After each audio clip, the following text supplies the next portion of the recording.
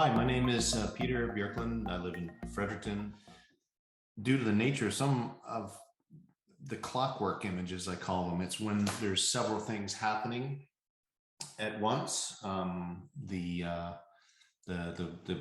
image I call clockwork, which is it looks like a tree on fire, but is actually just the sun setting, touching the clouds in a certain way that aligned itself with this tree, and it looks like the tree is just blazing on fire, but it's in a nice artistic way, and obviously it's a cloud behind it, but the impression is there.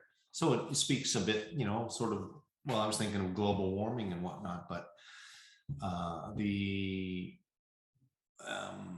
it was the alignment of things. So first here's a tree stuck on the planet Earth, and we're spinning around. We have our atmosphere swirling around us in clouds, and we have wind across the surface. Then we have our whole planet revolving around the sun. So for me, that's what this shot was about.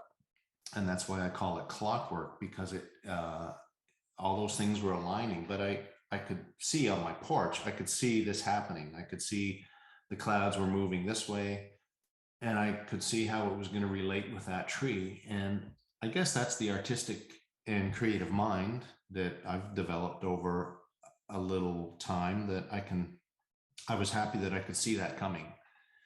So I grabbed a camera, and it was a really fast setup, because I had 1 second with all of those things: the turning of the planet, the revolving of the planets, the wind, and then the sun coming down. The sun wouldn't look like that in any other time.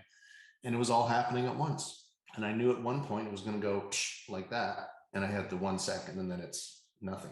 Then it's just tree and clouds and sun and wind. And, they're all beautiful on their own, but so the after image for me is how I've put the photo together to mean something else.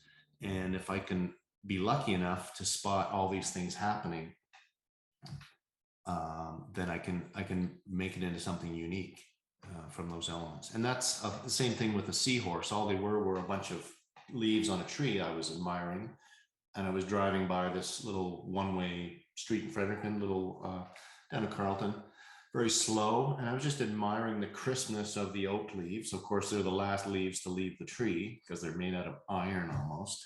And as I drove by, they passed themselves, much like the tree and everything.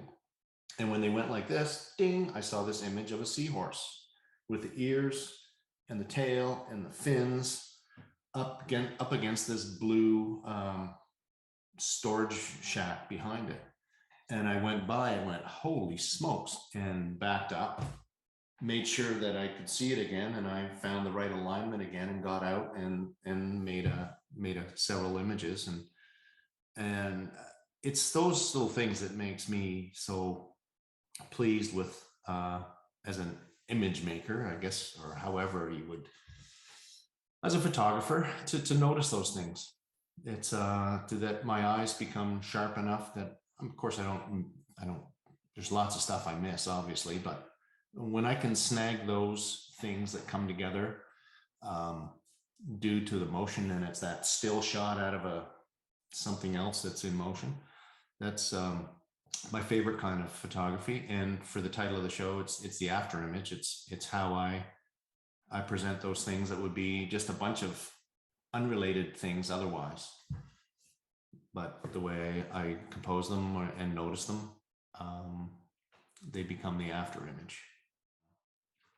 I sort of coined my own phrase that I'm no longer intentionally creative after being on the spot creative, as a product, basically, as a graphic designer and illustrator for 33 years of doing it full time. That was my life. And so you're always being creative intentionally for a specific project.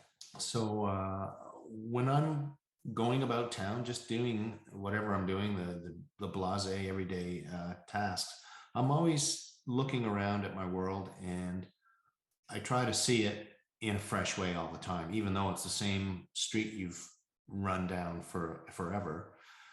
like the seahorse thing. I mean, I've gone down that little street since I was a little kid on a bicycle. And instead of just going down the street like, oh yeah, whatever, I've seen this before, just still notice all those things. What's, the dew on the twigs or whatever. Um, so I'm not intentionally creative anymore, but I'm always on the lookout for a way to be creative, I guess, in just intuitively. So I guess that's how I approach all my photography is that way.